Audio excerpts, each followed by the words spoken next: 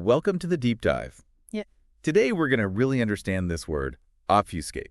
Yeah, get ready to go beyond like just a simple dictionary definition. Exactly. So to really get into this word, we got a bunch of sources, dictionaries, of course. Of course. We have articles about how obfuscate pops up in like everyday life, its role in technology, and even a historical reference. Oh, cool. So get ready, because you are going to add a powerful word to your vocabulary today. Absolutely. I'm very excited about this one. Yeah, and what I think is so interesting about obfuscate is that it's not just about making something unclear.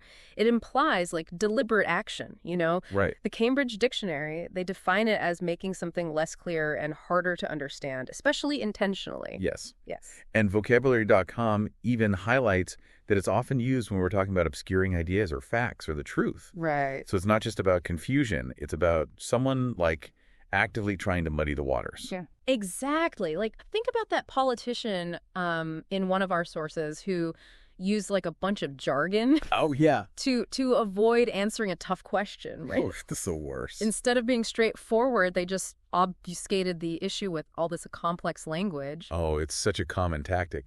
But we see obfuscation in the business world, too. Absolutely. Our sources mention companies releasing reports that make their performance look better than it actually is by burying the negative information in a sea of complexity. Right. It's all about information asymmetry. Oh. Okay. So when like one party holds more knowledge than another, they can use obfuscation to their advantage. Interesting. It happens in our personal lives too. Like, we've all gotten a vague answer from a friend when we ask about their weekend. Oh, all the time. Right. Maybe they're obfuscating, or maybe they just had a boring weekend. Okay, so maybe I shouldn't feel so bad about my vague weekend updates after all. Yeah, exactly. But you know what's interesting is obfuscation isn't always a bad thing. The articles talk about how it's used in the tech world, specifically in computer code, Yeah. to protect intellectual property. Absolutely. Think of it like this. Programmers use these like clever techniques to make their code unreadable without changing how it works. Okay. It's like scrambling a recipe without altering the final dish. Oh, that's a good analogy. Yeah, and they do this to make it much harder for someone to just come in and steal their work. So it's like a shield for their Yep. creative work. Yeah, exactly. Okay, that makes sense. But how does that connect to something like, say, my privacy online? Well, it's all connected. Yeah. Remember how we talked about obfuscation being used to make code unreadable? Right. Well, the same principle applies to protecting your data online. Oh, interesting. Like specialized browser extensions, for instance, can obfuscate your digital footprint, making it harder for advertisers to track you. So those annoying ads that follow me around the internet, obfuscation can help with that. Yes, exactly. Tell me more. Think of it this way. These tools, they basically make it harder to connect the dots and build a complete picture of your online activity. Okay. They're throwing off trackers and confusing search engines. Wow. Obfuscation is way more relevant to my everyday life than I realized. I know, right? But like any tool, Yeah. it can be used for good or for bad, right? Unfortunately, yeah, you're right. Okay. Our sources dive into the darker side of obfuscation, too. Yeah. Like malware authors, for instance, use obfuscation to evade antivirus software. Oh, wow. By making their code harder to read, they can slip past security measures undetected. And it's not just malware either. Oh, really? Hackers use similar obfuscation techniques to like cover their tracks, Okay. making it really tough to trace their activity back to them. A prime example of this is the SolarWinds attack, Yeah. where hackers remained undetected for over a year, Wow. largely due to their like very sophisticated use of obfuscation. That's a chilling thought. It really highlights how obfuscation can be used for like malicious purposes. Right. But, thinking back to the politician and like misleading business reports we discussed earlier, it seems like there's this whole spectrum of ethical considerations to explore here. Yeah. Like, where do we draw the line between Right. between legitimate use and like harmful deception? That's the million-dollar question, right? Yeah. So take the case of a company using obfuscation to protect its trade secrets.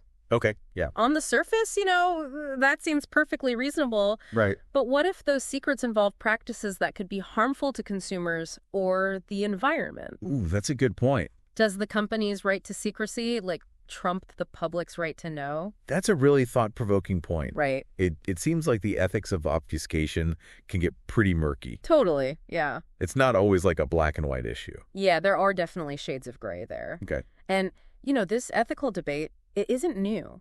Oh, really? It's something even the Founding Fathers grappled with. Oh, wow. I'm curious to hear more about that. So one of our sources mentions James Madison, Okay. key figure in the drafting of the U.S. Constitution. He wrote about how the complexities of forming a new government could be, obfuscated, acknowledging that things weren't always, clear-cut. Wow. That's incredible. Right. It seems like the challenges of transparency versus obscurity have been around for centuries. For sure. But why should we care about all this today? Right, good question. What does understanding obfuscation really mean for us? Well, it's about becoming a more informed and discerning citizen. Okay. By recognizing obfuscation, you can see through attempts to mislead you, whether it's in political speeches, marketing materials, or even, casual conversations. Interesting. Yeah. This word gives you a new lens through which to view the world. That's such a valuable takeaway. It's like having a mental toolkit to deconstruct the information, all the information thrown at us every day. But recognizing obfuscation is one thing. Like, what can we do about it? Well, that's where critical thinking comes in. Go. It's about asking questions, challenging assumptions, and considering different perspectives. Right. For example, when you see a company boasting about its commitment to sustainability, think critically about the information they're presenting. Okay. Are they being transparent, or are they obfuscating certain practices? Oh, interesting. Right. So we need to be like active participants Yes. in the information we consume, not just passive recipients. Exactly. And understanding obfuscation empowers you to do just that. This has been incredibly eye-opening. Yeah, me too. I feel like I'm starting to see the world in a whole new way. I know, it's powerful, right? But I think we've covered a lot of ground here. We have. Perhaps this is a good place to pause and transition to our final thoughts on obfuscate. Okay, so we've gone through a lot with obfuscate. From the dictionary definition to real-world examples, we talked about technology, ethics, even history. Yeah, it's been quite the journey with this word. It really has. And now I feel like our listeners are equipped to not just recognize it when they see it, but to really understand all the nuances. Yeah, the intentions behind it. It's like we've unlocked a secret code. Totally. But as we've talked about obfuscation, it's not inherently good or bad. Yeah. It's a tool. And like any tool, it can be used for lots of different purposes. For sure, the key takeaway, I think, is awareness. Yeah. Now that you know this word and all its different uses, Right. you'll start noticing it everywhere. I already am. Yeah, you'll see it in marketing, in politics, even in your everyday conversations. Yeah, absolutely. And armed with this knowledge, you can make more informed decisions and kind of navigate the world with a discerning eye.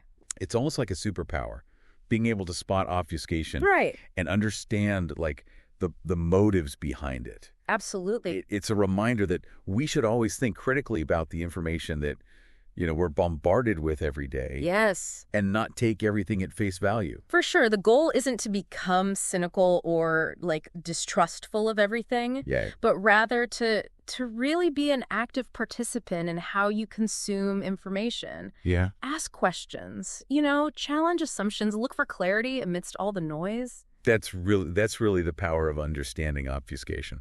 That's it. Well said. Yeah. So to our listeners out there, we encourage you to keep exploring this, keep questioning, and keep the conversation going. Yes. Have you encountered obfuscation in your own lives? I'd love to know. Share your examples. And let's continue to unravel all the intricacies of language together. Yeah, because the more we understand these tools of communication, both the clear and the obscure, the better equipped we are to create a world where truth and understanding prevail. That's a perfect note to end on. It is. Thank you for joining us on this deep dive into Obfuscate. Thanks for having me. Until next time, stay curious.